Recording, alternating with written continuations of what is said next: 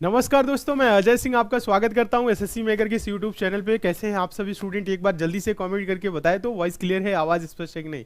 आप सभी को good evening, good evening, good evening. जल्दी से आप सभी स्टूडेंट जुड़ जाइए, कॉपी पेन लेके बैठेंगे और आप सभी स्टूडेंट नोट भी करेंगे। आज आप लोगों की रीजनिंग की क्लास है, बहुत ही शानदार, जबरदस्त और बहुत ही इंपॉर्टेंट क्लास होने वाली है आपके आगामी सभी परीक्षाओं के लिए। दोस्तों, आप लोगों की डिमांड थी कि सर एसएससी एमटीएस के साथ साथ आप रीजनिंग और भी जो एग्जाम है उनके लिए भी करा दीजिए। जैसे एसएससी जीडी का भी बहुत सारे स्टूडेंट का एग्जाम है, तो ये क्लास उनके लिए भी इंपॉर्टेंट है। और आपका जो सीआरपीएफ, एचसीएम एंड एएसआई का एग्जाम है उसके लिए भी इंपॉर्टेंट है। UP police constable, Delhi police, इन सब के लिए इंपॉर्टेंट है यह आज की क्लास। जो सिलेक्टेड क्वेश्चन होते हैं दोस्तों, जो एग्जाम ओरिएंटेड क्वेश्चन होते हैं और जो लगभग सभी परीक्षाओं में क्वेश्चन पूछे जाते हैं, उन सभी प्रश्नों को आज की क्लास में हम शामिल किए हैं। और सभी प्रश्नों को सॉल्व करने के लिए आज की क्लास में हम आप लोगों को बहुत ही आसान तरीका भी बताने वाले हैं, ताकि रीजनिंग के प्रश्नों को सॉल्व करने के लिए आपको पेन उठाने की जरूरत ना पड़े। चलिए, तो सारे स्टूडेंट जल्दी से जुड़ जाए, कॉपी पेन लेके बैठेंगे, नोट भी करेंगे। रीजनिंग का दूसरा क्लास है, इससे पहले आप लोगों की एक क्लास हो चुकी है। पीछे की क्लास को नहीं देखे हैं तो उसे आप लोग जरूर देख लीजिएगा। तो चलिए, आज की क्लास को देर न करते हुए स्टार्ट कर रहे हैं। आप लोग देखेंगे पहला क्वेश्चन सिंपल क्वेश्चन है, इसका आंसर देखते हैं कितने स्टूडेंट दे रहे हैं। कराया गया क्वेश्चन है, ऐसे क्वेश्चन हम आप लोगों को पहले भी कराए हैं। लॉजिक भी आप लोगों को हमें पता है कि क्लियर होना चाहिए। देखिए, पहला क्वेश्चन है, उस विकल्प का चयन करें जिसमें संख्या युग्म वही संबंध साझा करता है जो निम्न संख्या युग्म की संख्याओं द्वारा साझा किया जाता है। कहने का मतलब है 84, 21 जिस प्रकार से आपस में संबंधित है, उसी प्रकार से इन चारों विकल्पों में किसका संबंध है? क्या है? 84 का संबंध जिस प्रकार से 21 से है, उसी प्रकार से बताना इन चारों विकल्प में किसका संबंध किससे है। आपको बस देखना क्या है, 84 और 21 किस प्रकार से संबंधित है। तो आप लोग ऐसे सोच रहे होंगे कि 84 को अगर हम 4 से भाग कर दे तो क्या हो जाएगा? 21 होगा। 4 दूना क्या? 4 एकम 4, यही तो।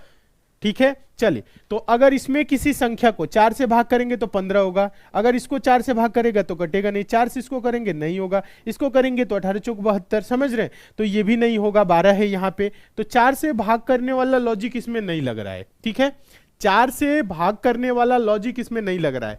तो क्या होगा बताएं? देखिए, समझा दे, देखिए समझा ही रहे हैं। देखिए, ज्यादा कुछ करने की जरूरत नहीं है ऐसे प्रश्नों में। आप देखिए 21 लिखा है यानी 4 से भाग किया है। 4 से भाग किया है, आप लोगों को पता है। देखिए, तो 4 से ही क्यों भाग किया है? देखिएगा, अगर देखा जाए तो 8 और 4 के बीच अंतर कितना है? अंतर देखा जाए तो 8 माइनस 4 क्या होगा? 4। तो इसे 4 से भाग किए हैं तो क्या आ गया? 21 आ गया। समझ में आया? चलिए, यानी जो पहला संख्या है इसके अंतर से इसको भाग कर रहे हैं तो दूसरा संख्या मिल रहा है। अगर इसका अंतर देखा जाए 6 जीरो का, 6 में से 0 जा 6 से भाग करेंगे 10, ये नहीं होगा। 54 1 हो जाएगा, 1 से भाग करेंगे 54 ही होगा, ये नहीं होगा। 65 का अंतर क्या होगा? 6 में से 5 जा 1 से इसको भाग करेंगे तो 65, ऑप्शन नंबर सी क्या होगा?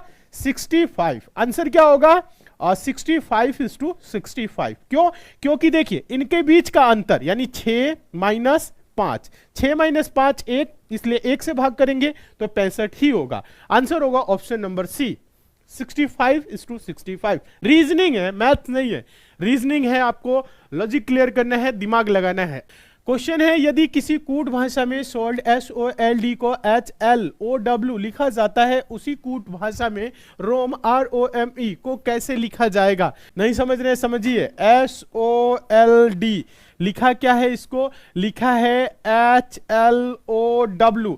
तो S का विपरीत H, O का विपरीत L, L का विपरीत O, D का विपरीत W। अपोजिट क्या है? अपोजिट पता है ना? देखिए, अपोजिट कैसे पता करेंगे? देखिए, लिख दीजिए ABCDEFGHIJKLM। टोटल कितने होते हैं? 26 होते हैं। तो 13 13 में बांट लीजिए। M के बाद उल्टा लिखिए NOPQRSTUVWXYZ। ए का विपरीत जेड, मतलब ए इधर से पहला तो जेड उधर से पहला, समझ रहे? बी दूसरा तो वाई उधर से दूसरा, सी इधर से तीसरा तो उधर से एक्स तीसरा, समझ रहे? ये होता है अपोजिट। ठीक है, और आप सबको तो याद ही है, तरीका तो पता ही है, याद करने का तरीका भी बताया है। देखिए क्या है? रोम, ROME, ROME। आर का आई, आर का क्या होगा? आई। यहां पे देखिएगा, यहां पे देखिए क्या है? RPQR, आर देखेंगे, आर का आई है, आई का आर, आर का आई, समझ रहे? ओ का क्या होगा, ओ का होगा एल, एम का क्या होगा, एम का होगा एन। देखिए आप उधर देख भी सकते हैं, एम का एन है। ई का क्या होगा, वी। तो I L N V, I L N V किस ऑप्शन में है, देखेंगे ऑप्शन नंबर बी में। नेक्स्ट देखिएगा अगला क्वेश्चन, तीसरा, इसका आंसर दीजिएगा, क्योंकि ऐसे क्वेश्चन हम आप लोगों को बहुत बार कराए हैं। एसएससी जीडी की आपकी क्लास जितनी चली उसमें कराए, और ऐसे क्वेश्चन देखने को भी मिल रहे हैं एग्जाम में। देखिए क्वेश्चन है, अक्षरों के संयोजन का चुनाव करें जब दी गई अक्षर श्रृंखला में रिक्त स्थान में क्रमिक रूप से रखा जाए तो श्रृंखला पूरी हो जाए। देखेंगे यहाँ पे कई जगह पे खाली स्थान दिख रहा है, खाली स्थान पे कौन सा अक्षर रख दे, कौन सा विकल्प का अक्षर रख दे कि ये एक ग्रुप को, हाँ एक एक ग्रुप बने और ये एक प्रकार से पूरा हो जाए। काउंट करके कैसे होगा, देखिएगा काउंट करके कैसे होगा, टोटल काउंट करना है। 1 2 3 4 5 6 7 8 9 10 11 12 13, कितना है 13। 13 है तो 13 का क्या होगा, फैक्टर होगा नहीं, तो इसमें क्या हो सकता है, देखिएगा 13 का है तो 3 का होगा या 4 का होगा, समझ रहे हैं, या 6 का होगा। ठीक है, 13 के करीब ही जाना है, 12 ले लीजिए या 15 ले लीजिए ऐसे। ठीक है, तो 13 के करीब 12 है तो 3 का या 4 का, तो 3 या 4 का होगा। कैसे पता करेंगे, यहां पे देखेंगे टोटल कितने अक्षर दिख रहे हैं, सी दिख रहा है, यू दिख रहा है, अलग अलग तरह के, के दिख रहा है, और क्या दिख रहा है, जेड दिख रहा है, और कुछ नहीं दिख रहा है। 1 2 3 4, कितना दिख रहा है, 4। तो 13 है तो 4 4 4 का कर लेंगे, एक इसमें एक्स्ट्रा अक्षर है, क्या है, एक इसमें एक्स्ट्रा है, तो 4 का इसमें क्या करेंगे, ग्रुप बनाएंगे, क्या 4 का, 4 का ग्रुप मतलब 1 2 3 4, यहां पर कर लीजिए 1 2 3 4, देखिएगा ऐसे कर लीजिए 1 2 3 4। अब देखिए सबसे ज्यादा किसमें दिख रहा है, इसमें दिख रहा है ना, सबसे ज्यादा देखा जाए इसमें दिख रहा है। यू के पहले क्या है, यू के पहले जेड है, जेड के पहले क्या है, के है, तो सी के जेड यू, तो ये भी क्या होगा, सी के जेड यू, ये क्या होगा, सी के जेड यू, सी के जेड यू, ये ग्रुप चल रहा है, लास्ट में एक सी एक्स्ट्रा हो जा रहा है। ग्रुप क्या हो रहा है, जो ग्रुप बन रहा है वो क्या बन रहा है, सी के जेड यू का, समझ में आया, सी के जेड यू। तो अब ये पूरा हो गया, देखेंगे सारा ग्रुप है, सी के जेड यू, सी के जेड यू, सी के जेड यू, सी। अब इसको छोड़ दीजिए, देखा जाए तो भरे क्या है, पहले में भरे हैं के जेड, दूसरे में भरे हैं सी, तीसरे में भरे हैं सी जेड, तो K Z C C Z, K Z C C Z, option number A. Option number क्या होगा, ए सही हो जाएगा, ऑप्शन नंबर क्या होगा, ए सही होगा। चलिए समझ में आ गया है तो फटाफट लाइक कर दीजिए आज की क्लास को, अगर अभी तक आप लोग लाइक नहीं किए हैं तो सारे स्टूडेंट लाइक करिए, कि लाइक से काफी अच्छा लगता है कि जो हम आप लोगों को समझा रहे हैं वो समझ में आ रहा है। और जितने भी नए स्टूडेंट हैं चैनल को आप लोग सब्सक्राइब कर लेंगे, नोटिफिकेशन बेल आइकन को ऑन कर लेंगे ऑल नोटिफिकेशन के लिए, ताकि डेली ये जो क्लास चल रही है इसकी नोटिफिकेशन मिले।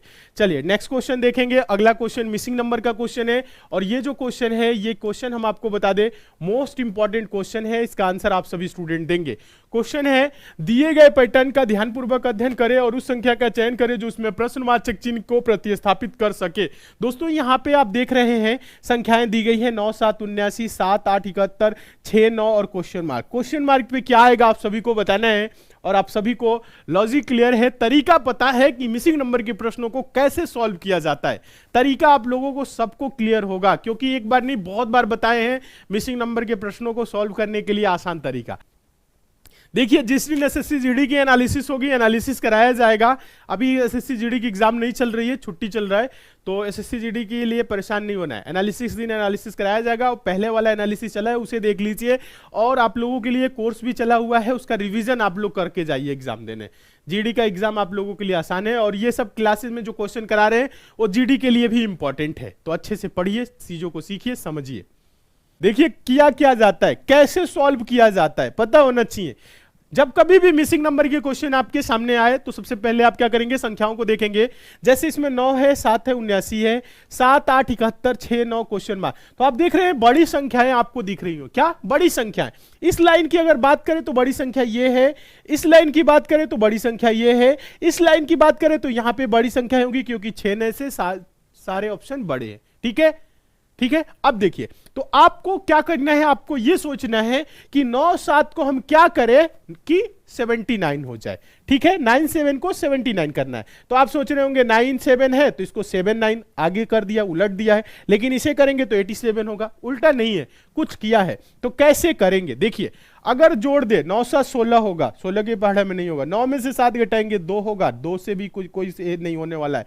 अगर गुना करें 9 7 63, ध्यान दीजिएगा ध्यान दीजिए, थोड़ा सा दिमाग लगाएंगे तो समझ में आपको आएगा। देखिएगा 9 गुने 7, 9 सत्ते क्या हो जाएगा 63। एक बार कर दीजिए 9 प्लस 7, 9 प्लस 7 क्या होगा 16, जोड़ेंगे तो क्या होगा 79।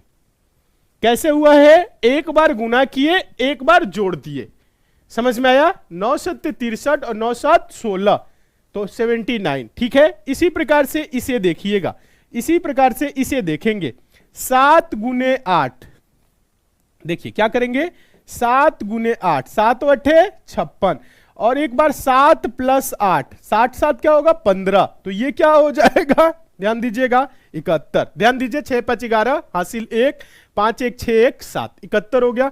ठीक इसी प्रकार से इसको सॉल्व करिए, क्या होगा 6 गुने 9, 6 9 54 और 6 प्लस 9, 6 प्लस 9 15, जब आप इसे जोड़ेंगे तो 4 5 9 5 1 6 69। क्वेश्चन मार्क में क्या होगा 69, ऑप्शन नंबर क्या होगा ए।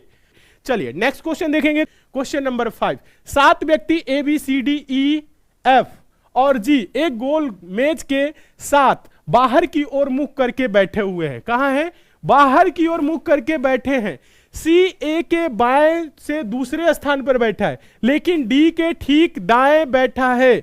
बी ए के दाएं से तीसरे स्थान पर है जबकि जी और ई उनके बीच में बैठे हैं। एफ का बैठने का स्थान क्या है, ये अंदर की तरफ मुख नहीं बोल रहा है, ये मेज के साथ बाहर की ओर मुख करके बैठे हुए हैं। एक होता है केंद्र की ओर मुख करके, एक होता है केंद्र से बाहर, ठीक है। तो इसका बताएं आंसर क्या होगा।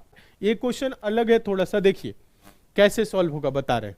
देखिए कैसे सॉल्व होगा, देखिए इस क्वेश्चन को आप लोग देखिए तो समझ में आएगा। देखिए 7 व्यक्ति हैं A B C D E F और जी एक गोल मेज के साथ बाहर की ओर मुख करके बैठे हुए हैं। देखिएगा बाहर की तरफ मुख करके, इस प्रकार से गोल मेज है, 7 लोग हैं, 1 2 3 4 5 6 7, सबका मुख कहां है, बाहर की तरफ है। कहां है, बाहर की तरफ है, ठीक है, बाहर की तरफ है, अंदर की तरफ नहीं है, केंद्र की तरफ नहीं है, बाहर की तरफ।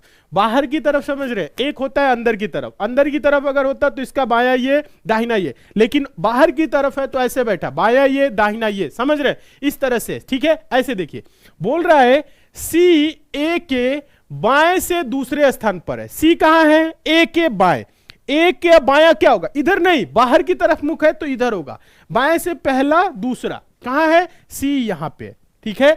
बाहर की तरफ समझना है और अंदर की तरफ, एक होता है केंद्र की तरफ एक बाहर, तो ये बाहर बोल रहा है। यहां पे ध्यान दीजिएगा बाहर की ओर मुख करके बैठे हुए हैं। सी कहां है, ए के बाएं से दूसरे स्थान पे, ए के बायां क्या होगा पहला दूसरा, बाहर की तरफ है, अंदर होता तो सी इधर हो जाता, लेकिन अंदर नहीं है। आगे बोल रहा है लेकिन डी के ठीक दाएं बैठा है, लेकिन डी के ठीक दाएं बैठा है।